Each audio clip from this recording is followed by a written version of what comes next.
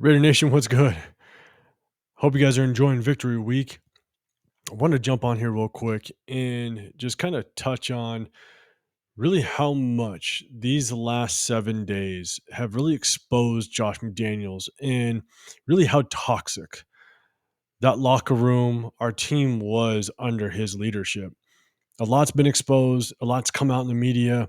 I've seen a lot of things, and I want to touch on kind of both, right? What's come out in the media, but things that I've seen over the last 7 days that has kind of showed me really just how toxic the environment was, how really upset and frustrated our players were, and how that's really changed. And again, it's not necessarily what the media shows and what people are sending out there in social media, but it's a couple things that I've seen really in the game, the locker room, stuff like that, that I want to kind of point out and kind of bring it to light. Maybe you've seen it too. If you have, that's awesome. I'm glad everybody is seeing it. But if you haven't, hopefully this does kind of bring a little bit of a light to really how renewed this team is and just how excited this locker room, I think, seems to be now under the new leadership of our interim head coach Antonio Pierce. So, you know, let's jump back before the Lions game real quick. It'll be a quick recap, but there was a team meeting that Josh McDaniels put together. Right, it was a closed door meeting to basically air out all your grievances. Right, no holes barred. Don't let anything back. Lay it all out. And reports came out of that meeting, and Max Crosby was one of them that came out and basically said that that was one of, if not the most intense meetings he's ever been a part of. And basically, the players let Josh McDaniels have it. Right, they came out, not just the players, the coaches, and rumor has it, and reports stated that Antonio Pierce was one of the more vocal ones, calling Josh McDaniels out. Now, obviously, there's not a lot of details behind that, but there is, uh, there are some. Basically, there's a confidence level that states that with Antonio Pierce being one of the more vocal ones, that's what really won over or was kind of like that final decision because Mark Davis was a part of that meeting. That was kind of the final decision that Mark Davis kind of knew who that next kind of the interim head coach would be, kind of based on how Antonio Pierce addressed himself in that meeting and how the players reacted to him. So, you combine that meeting with the embarrassing play during the Lions game, and come that Tuesday, Josh McDaniels is fired and relieved of his duties. And so the Josh McDaniels era was done, right? And so that following day at practice, you can almost see instantly a renewed energy. There's footage of the players playing music and dancing around, players basically jumping from the locker room to the practice field. You could see that there was just more energy by the players. And then during that week, there's footage of Devonta Adams playing basketball in the locker room with a smile on his face. Hunter Renfrow coming out and saying, we're no longer walking on eggshells. Stuff like that. And Raider alumni, Hall of Famers coming out and saying, yeah, a decision had to been made.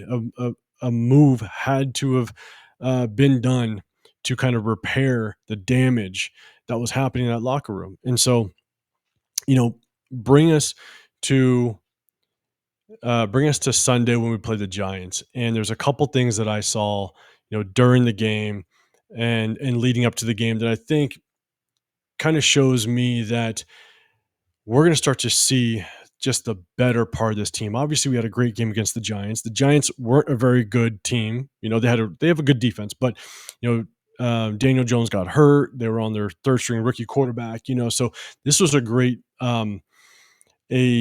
a motivation game, right? This game was great for us to kind of turn the tides, kind of gain that momentum, and really ride this into the second half of our season. But leading up to the game, one of the things that Antonio Pierce did, and he didn't announce this until the Monday after, but one of the things that I said in my video that I posted last week when Antonio Pierce was announced is that one of the things that he could do as an interim head coach is really start to gain the respect of the players and, win over that locker room again, rebuild and repair some relationships that have been broken. And one of the things that he did was, and I think this was huge, is he let the practice squad guys suit up and be on the sidelines for our Sunday game against New York Giants. And look, why that's huge is one, and again, I've never heard of practice squad players doing that. Okay, so that's one thing I'll throw out there. I've never heard of practice squad players as a whole, as a collective group. You might get one or two, but as a collective group, I've never heard of practice squad guys suiting up and being on the sideline with the team during games. And one of the things that Antonio Pierce said in his presser was that he is going to give the respect to everybody in the building. He is going to make sure that everybody feels the respect and feels that they're appreciated. And by Antonio Pierce doing that, I think he sent a very strong message to the entire organization as well as our roster and specifically our captain, saying that I'm here for you, that I'm going to be a coach that is going to be here for every single person. And that is a huge step of him gaining the respect of the locker room. That's what I see. And I've played this game for a long time. I've coached it for a long time. And to me, that is one massive move that he made that is going to help him gain that respect of the entire organization, not just the players. And so, we'll start with that one, right? That's huge. And then you just look at the body language of the players during the game. There was no more little clicks on the sideline, Devonta Adams sitting by himself. Now, obviously, we're winning the game and we came out strong and got on top quick, so the vibe is good. But guys were having fun. And there was certain plays in the game that you can just see that there was a renewed energy. I mean, there was an excitement. There was the first 4th-and-1 attempt by the New York Giants, and actually on that play, the right tackle jumped off sides, so they got a penalty and backed them up. But if you go back and look at that, play when the right tackle jumped off sides and the whistle was blown, the entire defense erupted, and they erupted with an excitement like they were ready to stop them on that 4th-and-1. I haven't seen that on this team just yet. You might get one or two guys that get excited, but it was a collective group that got excited, and and that was amazing to see. And then on the second 4th-and-1, when Daniel Jones actually tried to sneak it, Max Crosby did his Troy Polamalu impersonation and jumps over the pile and makes that stop. You had our new free agent pickup, Jalen Smith, comes in, from his linebacker spot and gives a big push. And we give, as soon as they piled off, pulled the chains and signaled first down for the Raiders. I mean, the entire defense, the entire sideline erupted, and I haven't seen that excitement yet. I mentioned something in one of my past videos. I think it was my instant reaction video of the Chicago Bears game. And even when we have good plays, even when we had decent offensive, like Josh Jacobs rips off an 8-yard run or what have you, I never saw the excitement almost all season. And this entire game, even when we were up, you just saw excitement amongst all the players. And so I just think the energy is so different. And I hope we continue to ride this momentum. And I think we got the head coach to do it.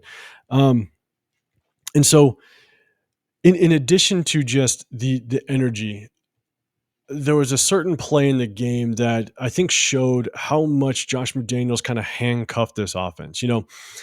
Before I get into the exact play, it's kind of funny. There was reports last year, and Derek Carr actually mentioned it in quite a few of his pressers after games. Is some of the um, analysts would give him a question. They would ask him, hey, it doesn't look like you have as much flexibility in this offense.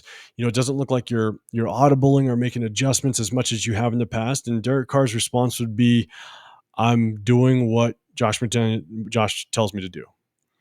And he's basically dictating to Derek Carr, whoever's playing quarterback at the time, that this is the play I'm going to run. This is who your read is, and this is where you're throwing to, and that's it.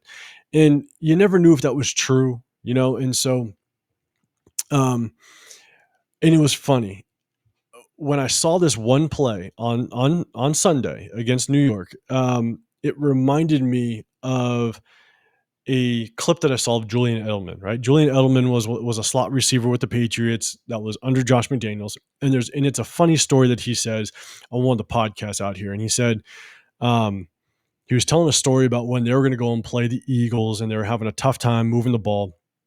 And the night before they were doing walkthroughs, and it was basically like a throw to Edelman or like it was like a reverse to Edelman, and Edelman had to throw back to the running back for a screen. And during those walkthroughs, Edelman was basically like, "Hey, well, if this receiver, going down deep down the middle is wide open, I'm just going to hit him." And Josh McDaniels basically looked at him and goes, "Don't you even think about it." So he basically told Edelman, "Don't even think about it. You're out of your damn mind if you even try to attempt to throw that ball." And funny story, because it was a funny story. During the game, Edelman got in a position to where he got that reverse, was going to go turn to throw backside to the screen, and he saw that receiver coming across the field open, and he threw it for a touchdown. And obviously they're excited, everybody erupted. But to me, it kind of tells me that Josh McDaniels probably is that way. And you looked at it with Derek Carr, you saw it with Jimmy G a little bit, where Josh McDaniels probably wanted his quarterbacks to run the play that he called and the way that he wanted to do it. Now, let's look at the play that I'm talking about on Sunday, right? There was a it was our opening drive in the second half. So it was early in the third quarter, and Aiden O'Connell had a 3rd and 1. So we're 3rd and 1, and he starts the huddle breaks, and he's going to walk up and get underneath the center.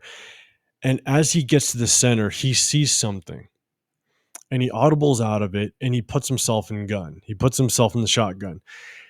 And I'm sitting there going, okay, wait a second. It's 3rd and 1. You got Josh Jacobs in the backfield.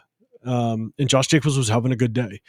Why are you going into the gun? Because when you go into the shotgun formation, you were basically telling the defense, we're most likely throwing the ball. If he stays under center, then you're still keeping the defense off balance. They still are most likely saying, okay, it's 3rd and 1. They're most likely running the ball. But Aiden O'Connell dropped into gun. Wasn't even a play action, nothing. He basically, Devontae Adams was on the short side, on the boundary side, did a simple little 3 to 4 yard out. Aiden O'Connell put it on a line exactly where it needed to be, and he converted on that first down. To me, that shows that Aiden O'Connell has the flexibility to adjust and audible based on what he's seen. There's a really good chance Josh McDaniels didn't allow any of our quarterbacks, whether it be Derek Carr, whether it be Stidham for those 2 games, Jimmy G. There's a good chance that he didn't allow his quarterbacks to do that. And based on the story, that Edelman was saying, granted, it was a funny story, but he basically was adamant to Edelman, you don't even think about doing something different. You do what I say. And again, I've coached this game long enough, and I've played it long enough to where you're dealing with athletes. You're dealing with players that have played this game for a very long time. If you take away their ability to just use their natural instincts and their natural ability, you're handicapping some of the best athletes in the world. The best athletes to ever play this game. You're basically handicapping them. And if you do that, you're never going to get the best out of them. And so I, I don't know how else to say it except just look at how our offense was run prior to last week. We had some great offensive weapons, whether it be Devonta Adams, Jacoby Myers, Hunter Renfrow, Josh Jacobs, and our offense couldn't do a thing. Why? Because I think Josh McDaniels was the handcuff that was holding everything back. And so it was great to see Aiden O'Connell having that flexibility and the confidence to audible out of a run play. He was just about to go under center, and he goes back into gun on 3rd and 1 and fires a shot to Devontae Adams. To me, I just feel like that allows him to have that flexibility. And kudos to Bo Hardegree, to maybe allow Aiden O'Connell to do those type of things. And so those are some of the things I see in the game, right? And then you look at after the game in the locker room. Obviously, they're lighting up cigars and they're celebrating, and Antonio Pierce is just letting them do their thing. He said in the press conference before, the locker room is their space. They can do whatever they want in that locker room. But one of the things that I saw that again, you may have seen it, and if you did, that's awesome. But when Antonio Pierce was giving his post game speech in the locker room to the players, one of the people that I focused on was Devonte Adams. And if you go back to the clips that AP's talking, Devonte Adams has nothing but a smile on his face. He's smiling, he's laughing, he's cheering with the rest of the team. He's handing out game balls, stuff like that. And he basically had a bad game. He had 4 catches for like 30 plus yards. I think it was like 4 catches for 34 yards. In Devonte Adams standards, that's a bad game. In weeks prior, if he had a bad game, even on a win, he'd be vocal that he wasn't happy because he wants the ball in his hands. But this game, we win. He does not have a good game, but he's celebrating just as hard as the rest of them. And to me, that is your captain, right? We have 2 captains, main captains. We got Max Crosby and we have Devonte Adams. And for him to conduct himself in that way, to show that he's putting the team in front of his own, especially in the situation that our team is in, I think that I think that just shows how much AP has kind of renewed the energy in this team, and I think I'm excited about it. We have a tough second half of the season, so I hope we can roll this momentum. But I just wanted to kind of jump on here and talk to you guys a little bit about just kind of what I'm seeing, just in these last 7 days, and kind of share it with you. So I appreciate you guys sticking with me. If you haven't, and if you can, please subscribe, like the video, turn on those notifications. I'll be dropping my pregame analysis of our upcoming matchup against the New York Jets this Sunday night. So look out for that. So appreciate you guys. Have a great night, great day, great evening, depending on when you're watching it. And I'll see you in the next video. Appreciate you guys. I'm out.